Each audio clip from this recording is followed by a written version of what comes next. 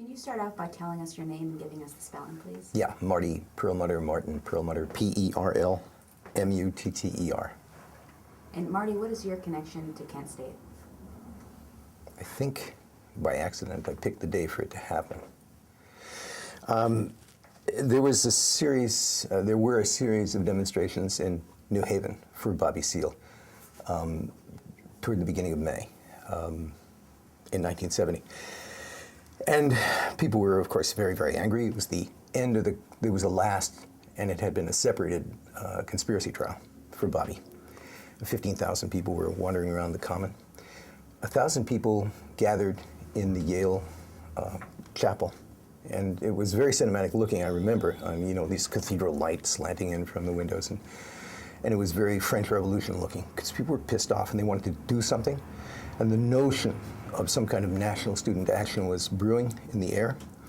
A good friend of mine, Friedman from Brandeis, got up and tried to sort of parliamentarily gather the audience. He couldn't do it. I'm a terrible parliamentarian. But I knew what needed to be done at that moment. So I stood up and I said, we need a date to do this national student strike.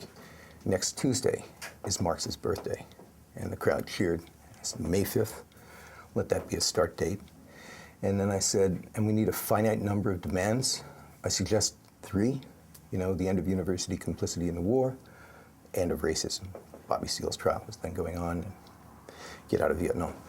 And the third thing was we need a place to organize this. And I suggest we use Brandeis. Brandeis was wired up at that time for revolutionary activity. Abbie Hoffman had been an alumnus there. He was my friend. I was a Yippie organizer. Long before this moment, I had been sent to Brandeis to raise funds and get a speaking engagement for Abbie, and had founded a very congenial home for my revolutionary activities throughout 1970. So the day, the 5th, kind of was promulgated. Well, what happened after that is we wrote up a series of demands, and you know, kind of a press release kind of thing. I remember we typed it out, and I knew Tom Hayden. We went to the podium of, you know, and these guys, folks were still speaking. A friend of mine had a water gun, squirted one of the security guards, said, get Tom. Tom leaned over, recognizing me. I handed him this thing and said, read this to the crowd. And it was actually the only moment when the New York Times accurately reported, if you look at the news for the beginning of May 1970, verbatim reported exactly what we were saying. From then on, there were a variety of distortions, you know, introduced. And this word went out to thousands of high schools and colleges across the country that there was going to be a national student strike the following Tuesday. And the kids at Kent were attending a strike meeting. They were attending a meeting for the strike. The curious and terrible thing about this, in my mind, is not why were they shot, but how were they shot. Many of my comrades from Harvard had avoided the draft and serving in Vietnam by serving in the National Guard. And the rule was absolute, that you just never gave those bozos live ammunition. Why and how did they come to have live ammo is a fact that can and should be investigated even now. Who authorized that? What message was being sent? I think we know what the message was. So, in some sense, I think I picked the moment for this, quite innocently. When we look back across the 40 years, the interesting and terrible but great thing in terms of the sacrifice of these lives, these young lives, is that that's what's immortal. I don't know that we'd remember that America had a national student strike a la France in 1968, in 1970, but for the death of those 4 young people. And that has given it, you know, resonance through history. What do you think the impact was of the shootings on Kent? Well, it was further radicalization, you know, and it was more of a message to the white kids, basically, that they were just as endangered in some sense, you know, by their political behavior as the blacks had been up to that point, and that they were all, we were all in the same bucket of, you know, we were in rebellion against the American government. Not yet armed rebellion, but rebellion. 1 week after Kent State, the government sent howitzers, dozens and dozens of cannon into the National Guard Armory in Boston. Kissinger recalling the events of that time, describes it in his memoirs as an insurrectionary moment. America was absolutely in rebellion, and the center of that was Boston. It was now national in terms of, its resonance, but in war, the way you kill people is with artillery. You don't kill them with bullets when you really want to kill folks. And I remember vividly the look of that National Guard armory laced with 155 millimeter howitzers, which basically were going to be aimed at my people. And Boston was a city of, well, including the suburbs, the immediate suburbs, 1 million people. Almost 300,000 of them were students. And those 300,000 were mobilized and pissed and wanted something to happen. It was a paradoxical kind of moment. I mean, blacks knew that they had to fight in armed struggle at that time. Soon the weather people were going to, be doing their business. But the counter-revolutionary, in a sense, counter-revolutionary, that's right. The counterculture kids, the freaks, who were my people, as a Yippie, my mission was to link the universities to the streets. And that's explicitly what Abby asked me to do, and that's what I was about. Those people were just stoned and, mellow, and, they were not about AK-47s and mowing down policemen. Occasionally, things would get thrown and people would be really, really angry and destructive and smash property. But at that moment, after Kent State, we all took a breath and considered the possibility of armed revolution against the government of the United States. And some stepped across and took action. I think it was self-destructive and terrible, but a few months later, something really weird happened in Boston, which I think is in some way connected to Kent State. And that is the Kathy Powers, Susan Sachs bank robbery murder. Kathy Powers and Susan Sachs were both core members of the National Student Strike Organizing Committee at Brandeis. They were very, very smart women. Very smart women.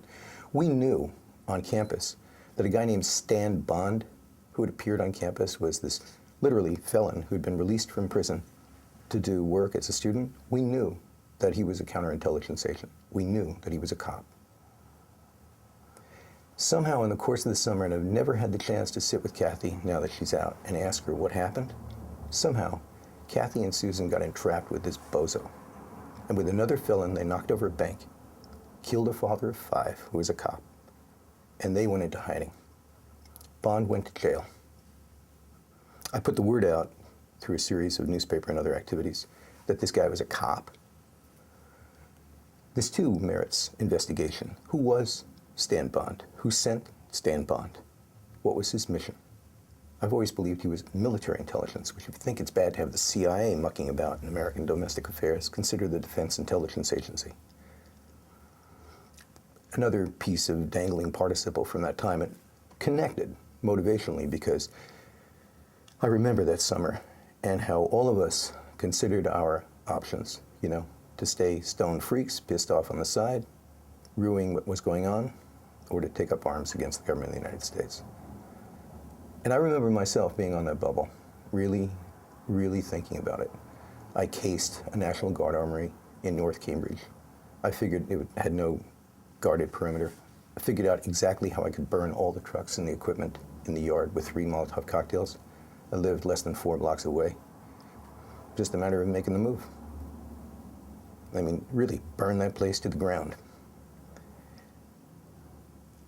It just wasn't my way at that moment. But Kent pushed us right to the precipice of looking at that.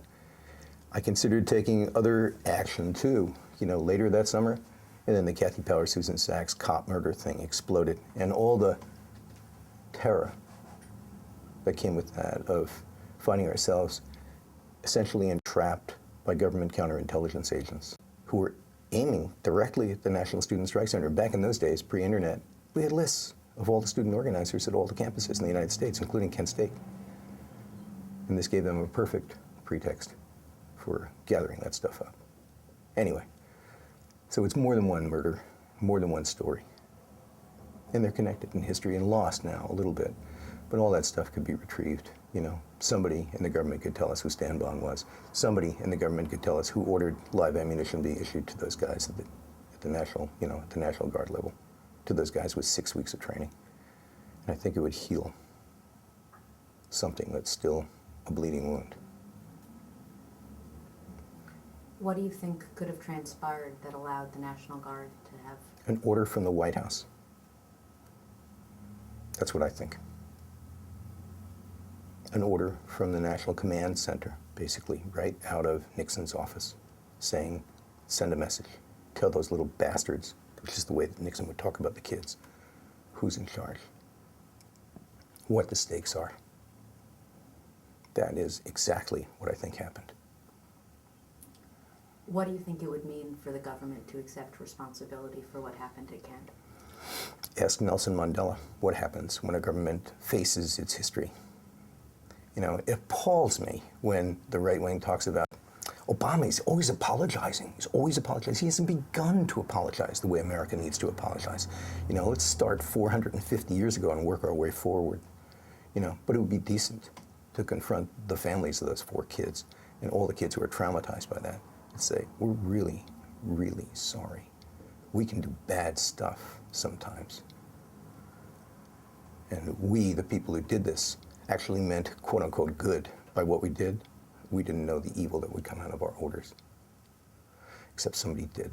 When they handed out that, you know, full metal jacket bullet clips to those guys, somebody knew exactly what was going to happen. And we got the message, by the way, you know. We didn't send the message back, but it's still reverberating.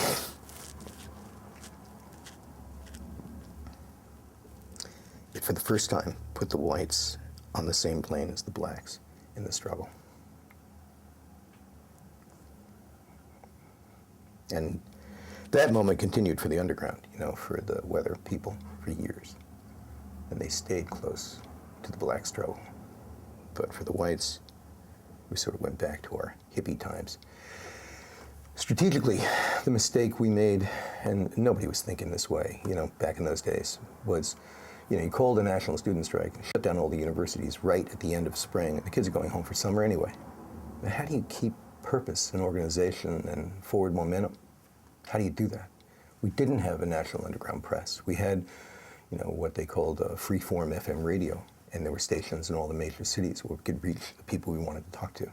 And there were a lot of newspapers, the Rat, New York, the Boston Phoenix, and so on. There were lots of newspapers, the Berkeley Barb. But we couldn't communicate the way you can today. You know, you couldn't tweet, you know, what was going on and keep it alive the way the Iranian Revolution is being kept alive now. And so when people came back in the fall, the government had done a heck of a job of counterintelligence, you know, at dismantling what would have been the next round of student organizing and radical activity on that level. It disrupted it, and sent a lot of people who, you know, agents provocateurs and others like Stan Bond, to mess with and to delegitimize what the students would do. I think that's the significance of killing a cop at a Boston bank 2.5 months after Kent State. You know, delegitimizing this white, quote unquote, armed revolution. And then we went into the 70s. And in a way, you know, as screwed up as the country is now, as messed and, you know, eviscerated as our working class and now the middle class is, grows directly and linearly out of that time, out of Nixon land, and the wage issues that have separated us and kept us from coming together and saying what the common concerns ought to be.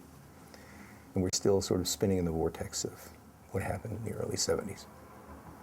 Distracted by, you know, in 74 we had the first oil shock, 79 the Iranian Revolution, another oil shock, the 80s we get, you know, Morning in America with Reagan, and the invention of mass homelessness, which is, by the way, mostly or largely, in those days, veterans, those veterans that the Republicans love so much. Half those guys wind up homeless on the streets after Vietnam, you know, doing drugs. And Reagan basically economically condoned that. And here we are. Somebody said, I think it was a writer by the name of Goodman, that America never completes its revolutions. Never completes its revolutions. And maybe that isn't so. Why do you think it's important that we remember Kent State today? for a couple of reasons. The mailed fist, the fact that the government can, as it were, rise in violence against the people for no legitimate reason when people are, peacefully protesting, remains, a fact, that in a variety of ways government can and does act against the interests of the people and the expressed desires of the people. And it was a radical manifestation of that, by taking direct violent action against those kids. It also should be remembered that there was a national student strike, that we had one moment of, something akin to what had happened in France in '68.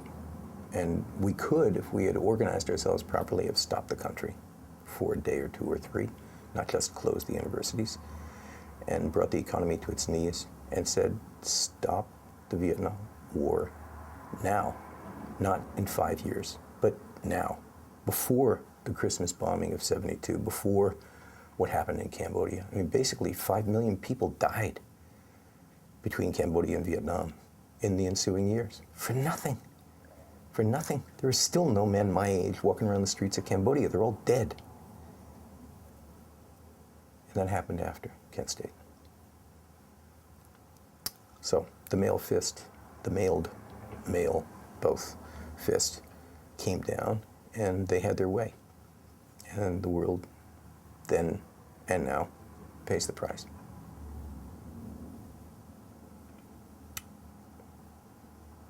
Well, I think that's it, unless you can think of anything else. Thank you so much for coming in and talking to us.